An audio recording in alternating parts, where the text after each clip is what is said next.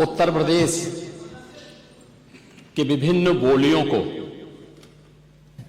भोजपुरी, अवधी, ब्रज और बुंदेलखंडी को इस सदन में सम्मान मिल रहा है और हमारी सरकार को इन सब के लिए एक एकेडमी का भी गठन, अलग अलग एकेडमी के गठन की कार्रवाई को भी आगे बढ़ा रही है। ये सभी हिंदी की उपभाषाएं हैं, यानी हिंदी की बेटियां हैं। भाषा की समृद्धि के आधार हैं और हमें इसका स्वागत करना चाहिए। ये सदन साहित्यिक, केवल विशुद्ध साहित्यिक और व्याकरण से के विद्वानों की नहीं है,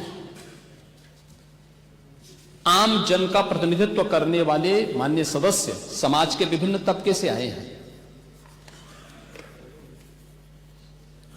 अंतिम पायदान पर बैठे हुए व्यक्ति की आवाज को भी इस सदन में मुखरता मिले,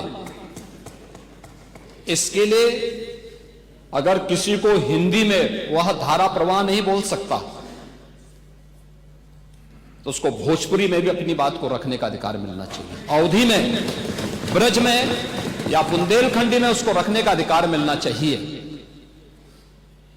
ये कौन सी बात हो गई कि भोजपुरी में ना बोले, अवधी में ना बोले, इसका विरोध अंग्रेजी का, बुंदेलखंडी में ना बोले और उर्दू क्या वकालत कर रहे हैं? ये बड़ी विचित्र बात है। आप मुझे बताइए, मैं इसीलिए कहता हूं कि आप समाजवादियों का चरित्र ही इतना दोहरा हो चुका है, इतना दोहरा हो चुका है कि अपने बच्चों को भेजेंगे इंग्लिश पब्लिक स्कूल में और दूसरों के बच्चों को बोलेंगे कि एक गांव के उस विद्यालय में पढ़े जहां संसाधन भी नहीं है।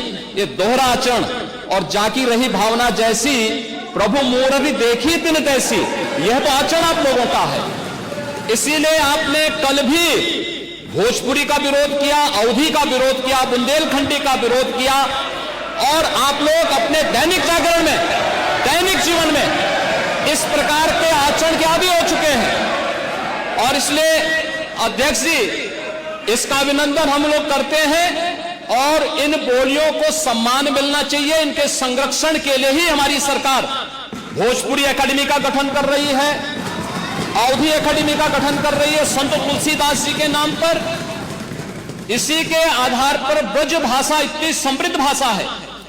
सूरदास जी ने अपनी सभी रचनाएं उसी भाषा में दी हैं। संत तुलसीदास जी ने अपनी कालजयी रचना रामचरितमानस, जो इस सदन में ही नहीं, उत्तर भारत के अंदर और भारत से प्रवासी हुए जितने भी ऐसे लोग हैं जो मॉरिशस में या दुनिया के फिजी में या दुनिया के किसी देश में गए, उनके संकट काल में रामचरितमानस ही तुलसीदास जी का अवधी भाषा में रचा गया रामचरितमानस ही उनका सहारा बना था।